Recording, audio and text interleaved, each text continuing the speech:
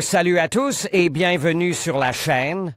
Je m'appelle Émile Garnier et ici, on parle de voitures sous tous les angles, entretien, astuces pratiques, fonctionnement des moteurs et bien plus encore. Si vous voulez mieux comprendre votre véhicule et éviter les erreurs coûteuses, vous êtes au bon endroit. Pensez à mettre un j'aime, à vous abonner à la chaîne et à regarder la vidéo jusqu'à la fin.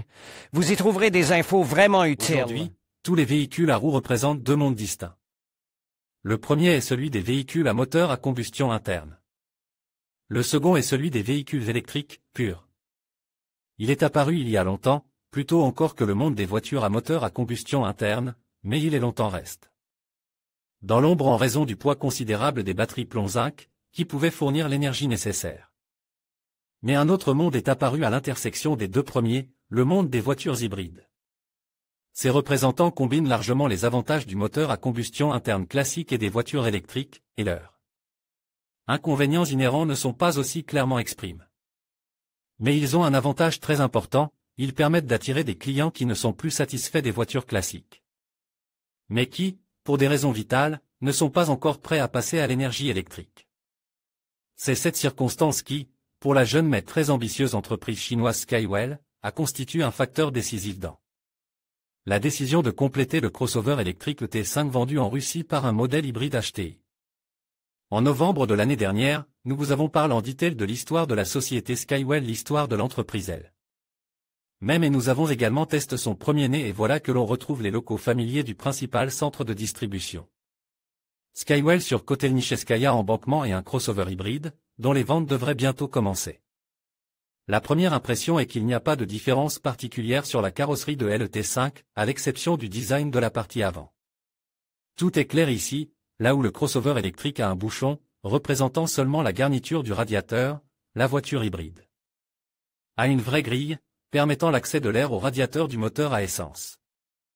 La calandre est peinte dans la couleur de la carrosserie, et dans ce domaine, ainsi que dans la silhouette générale, on peut sentir des similitudes stylistiques avec l'Omoda C5. Mais pour le reste, la ressemblance est totale. Les mêmes phares laser avec des bandes de feu diurnes intégrées en forme de T, absolument le même profil, absolument le même design. De la partie arrière avec un logo lumineux sur une bande de plastique reliant les blocs de feu arrière. Les dimensions ne sont pas très différentes, le HTI est 22 mm plus long, en raison d'une forme différente du pare-choc avant, et 5 mm plus haut, avec exactement le même empattement de 2800 mm et une garde au sol légèrement inférieure, 146 contre 159 mm. En général, je ne qualifierais pas du tout cette voiture de « crossover » pour éviter les déceptions, car avec un tel rapport entre la garde au sol et l'empattement, il est, en général, strictement contre-indiqué de se lancer dans toutes les choses lourdes et essayer de prendre d'assaut même le tout-terrain de gravité moyenne. Il vaut mieux le considérer comme un grand break pour passagers, et alors tout sera normal. D'ailleurs, tout ce qui précédait est également vrai en ce qui concerne le T5 électrique, et nous en avons parlé en détail après nos aventures dans les environs de la ville. Nos aventures dans les environs de Sochi. L'hybride n'a rien à envier à l'électrique en termes de volume intérieur, sensiblement le même, voire un coffre légèrement plus grand, 467 litres contre 459 litres, et un grand espace pour les jambes des passagers arrière.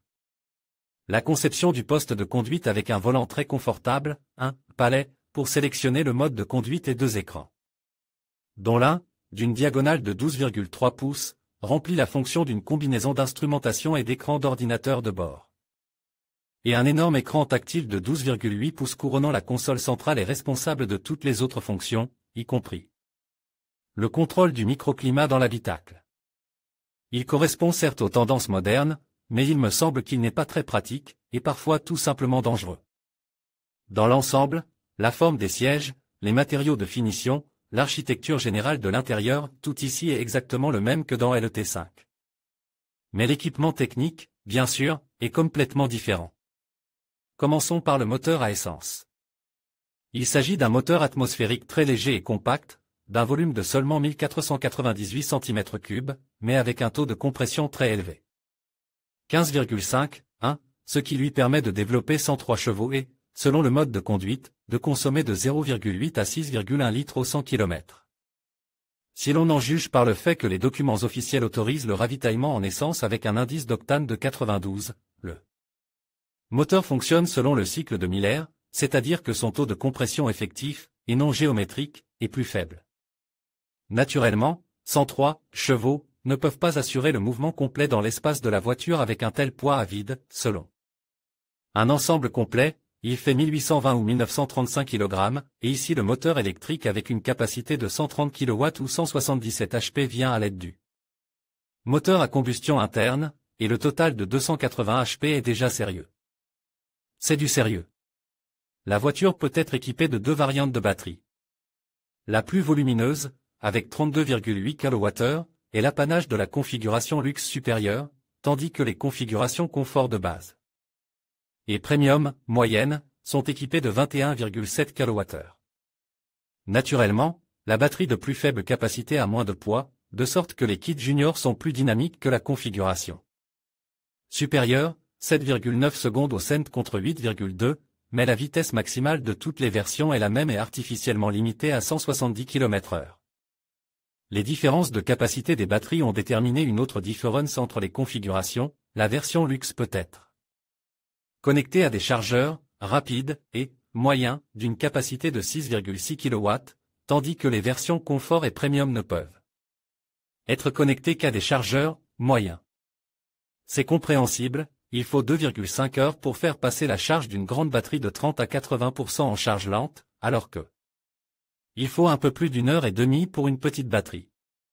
Le fonctionnement combine du moteur thermique et du moteur électrique et assure, d'une part, par un onduleur compact et léger base. Sur des transistors IGBT de 4e génération, son rendement est de 98,5%, et d'autre part, par une transmission multimode originale. En mode EV, le couple est transmis aux roues uniquement par le moteur électrique, qui utilise l'énergie de la batterie. L'autonomie WLTP de la HTI avec une batterie entièrement chargée dans ce mode est de 81 km pour les versions confort et premium, et de 145 km pour la version luxe. Cela devrait suffire pour se rendre au travail, et la voiture peut être rechargée pendant la nuit. Le deuxième mode de conduite est le mode séquentiel achevé, le moteur à combustion interne fonctionne et fait tourner le générateur, qui produit de l'énergie, laquelle est transférée au moteur électrique. Si nécessaire, l'énergie excédentaire est envoyée à la batterie. L'embrayage de la transmission est désactivé et il n'y a pas de liaison mécanique entre le moteur à combustion interne et les roues. Le troisième mode de conduite est le HEV parallèle. Dans ce mode, le moteur à combustion interne fonctionne, l'embrayage est enclenché, le couple est transmis aux roues et le moteur électrique transmet également le couple aux roues en utilisant l'énergie de la batterie. Bien entendu, il existe également un mode de régénération, le moteur électrique ralentit la voiture et génère de l'énergie qui est utilisée pour recharger la batterie haute tension. Enfin, un mode de conduite est disponible avec l'assistance du moteur uniquement. Ce mode peut s'avérer utile si vous avez complètement déchargé la batterie ou si vous roulez à un rythme régulier et constant, par exemple sur une autoroute peu fréquentée. Le choix des modes peut être confié à l'électronique, où vous pouvez sélectionner le mode manuellement, à travers le menu sur l'écran du grand afficheur. Quoi qu'il en soit, la société promet que l'autonomie avec un réservoir plein, qui contient 60 litres de carburant, et une batterie entièrement chargée est de 1267 km. Toutefois, ce chiffre est obtenu par des calculs effectués selon le cycle net de passe, mais, comme l'assure le bureau de représentation russe, il a effectué ses propres tests et peut garantir qu'en mode de conduite réel, vous pouvez compter sur le fait que vous pouvez parcourir au moins 1000 km en toute sécurité. En principe, dans le cas du Skywell HTI, on peut faire confiance à l'électronique. Outre le régulateur de vitesse adaptatif avec fonction d'arrêt complet, la voiture est équipée d'un système de maintien de la trajectoire, d'un système de passage automatique des feux de croisement aux feux de route et inversement, d'un système de reconnaissance des panneaux de signalisation et d'un système de stationnement automatique capable de se garer aussi bien le long du trottoir que perpendiculairement à celui-ci, et de trouver une place de stationnement aussi bien à droite qu'à gauche de la voiture. En outre, le confort du conducteur et des passagers est assuré par un immense toit ouvrant panoramique, un système de climatisation et des modes spéciaux de fonctionnement du système acoustique. Par exemple, vous vous détendez dans l'habitacle et les haut-parleurs émettent le son discret de la pluie, le clapotis des vagues. ou le bruissement des feuilles. Vous avez décidé de vous détendre en compagnie de la nature? Il existe des modes spéciaux, pique-nique et disco. D'une manière générale, la voiture promet d'être intéressante. Voyons ce que l'expérience opérationnelle montrera, car quoi qu'on en dise, Skywell Auto, la société est très jeune, elle n'a commencé à produire des voitures qu'en 2020, bien qu'elle s'y soit préparée depuis longtemps. Néanmoins, il est déjà clair que la marque a place la barre très haut, et nous attendrons donc avec intérêt de pouvoir tout vérifier lors des essais routiers. Mais il reste une autre question très sérieuse, celle du prix. Et bien qu'il n'ait pas encore été annoncé, il ne sera certainement pas bas, si l'on se souvient qu'un Skywell T5 purement électrique coûte 4,5 à 5 millions de roubles. En conclusion, le véhicule hybride multisegment Skywell HTI représente une véritable innovation à la croisée de deux mondes, alliant performance et respect de l'environnement. Avec ses caractéristiques techniques impressionnantes et son design moderne, il répond aux attentes des conducteurs d'aujourd'hui, tout en anticipant les défis de demain. Ce premier aperçu nous laisse entrevoir un avenir prometteur pour la mobilité durable. Restez connectés pour découvrir davantage sur ce modèle révolutionnaire et ses performances sur la route. Merci de nous avoir suivis.